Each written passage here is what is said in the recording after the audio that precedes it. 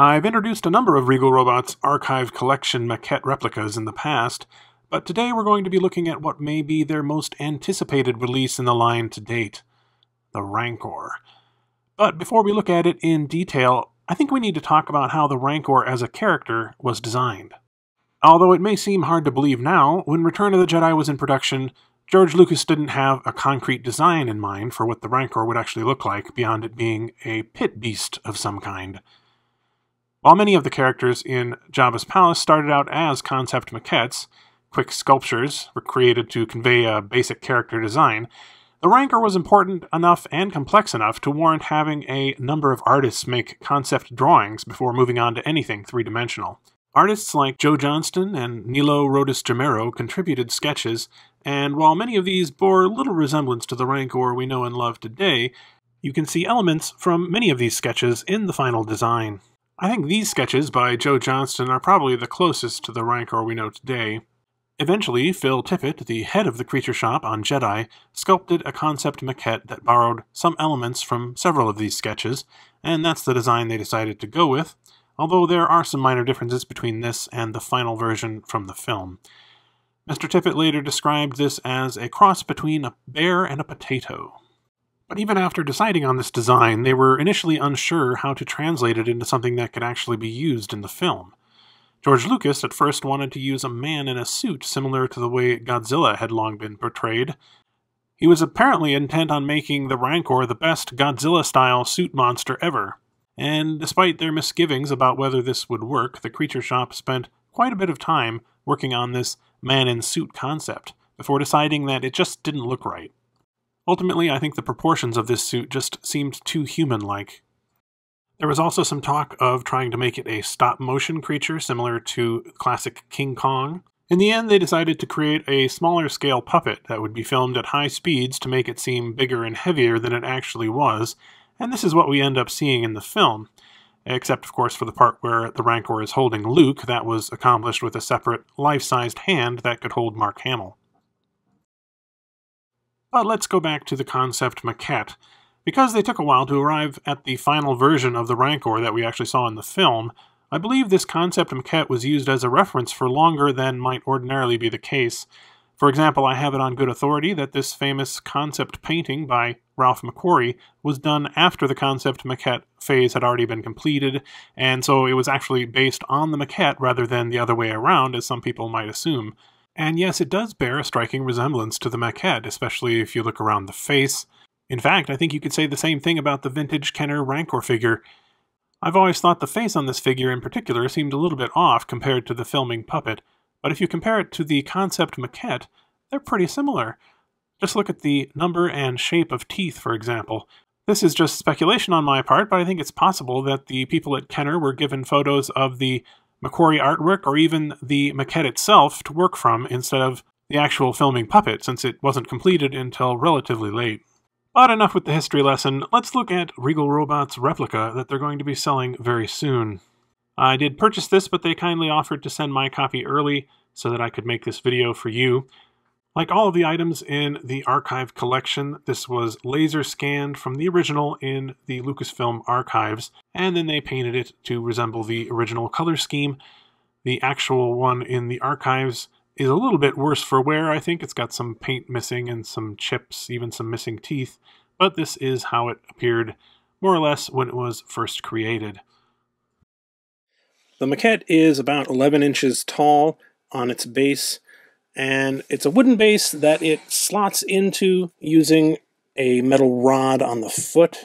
So if I can get him off of here, you see that slots into a little hole on the base, and they've put some felt where the feet go so you don't scratch up the base, which is nice. This is quite a bit larger than any of the other archive collection maquettes in my collection, so it will definitely have a pride of place in your collection as well. One thing I didn't really expect going into this was this paint job, because I think people generally consider Rancors to just be kind of a brown color, not really that exciting. But this one, just like the original maquette it's based on, has green and light purple accents all over it, and it really makes it look quite interesting and unique compared to any other Rancor collectible that I have in my collection, really. You can see it on this side as well. Some green on the arms and then purple up here. It reminds me, actually, of the Jabba the Hutt concept maquette, which I reviewed quite some time ago on the channel. You can see here that Jabba actually has stripes on his tail, which is not something I knew about before getting this maquette, and it's not really something we've seen in any other collectible either. So, yeah, it's fun to see this kind of unique detail on collectibles like this. So yeah, I'm really impressed with this maquette. The paint is very cool. The sculpt is, of course, true to the original, and yet still kind of unique compared to what we actually saw on the screen, so that, you know, it doesn't feel just like another Rancor statue. But there's one other aspect to this collectible that I haven't really touched on yet, and that is the Legacy Edition version. Well, first of all, I should mention it comes in two different versions. One is a signature edition that comes with a signed plaque, just like the other Archive Collection signature edition maquettes have come with, signed, of course, by Phil Tippett himself. But the Legacy Edition comes with that plaque and a little something extra. So let's talk about that. So this is what the Legacy Edition comes with. It is a framed little art piece, I guess you'd call it, with the signed metal plaque here, signed by Phil Tippett and numbered. It comes with a photo, which is one of the photos that I showed earlier in the video, with Phil Tippett sort of gesturing at this very maquette during the production process. And, most special of all, it comes with a unique hand-drawn sketch by Phil Tippett himself. And each one of these, as I say, is unique. So they've made 100 of these. There's 100 in the Legacy Edition. And every one is completely unique. Now, I'll show you which one I have here. So this is the sketch that came with my particular Legacy Edition Rancor. You can see it shows the Rancor with its mouth open, just about to swallow the Gamorrean guard's arm there. And, you know, it's a simple sketch, but it's got a lot of life to it, a lot of personality. You can really tell what's going on here and, you know, what exact moment of the film this is recreating. I think it's really cool, and, you know, it's a cool surprise, I guess, to see which one of these you're going to get, and it's nice to have every one of them be unique. But, you know, more than that, to have it here paired with the maquette, and, of course, the signature here is really special. I actually don't have, or didn't have, a Phil Tippett signature in my collection up until now, so I am thrilled that I have this now in my collection.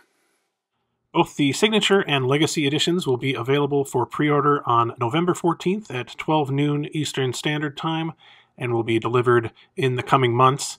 The Signature edition is limited to 150 pieces and costs $12.99. The Legacy edition is limited to just 100 pieces and will cost $16.99. I think, given the popularity of their previous puppet replica of the Rancor, that this will sell out fairly quickly, especially the very special Legacy edition. In case you couldn't tell, I'm very happy with this product. It's a unique collectible for people who love Jabba's Palace and or the behind-the-scenes making of Star Wars movies, and I fall squarely into both of those categories. And when you add in the personal connection to Mr. Phil Tippett, who was instrumental in creating so many of the characters and scenes that I love from Star Wars and other movies as well, I'm really happy to have this in my collection. This video was brought to you with the help of my Patreon supporters, including Angelica Brady, Jesper Murtu, and the other Palace VIPs. If you'd like to help support the channel for as little as $1 a month, you can click the link in the video description.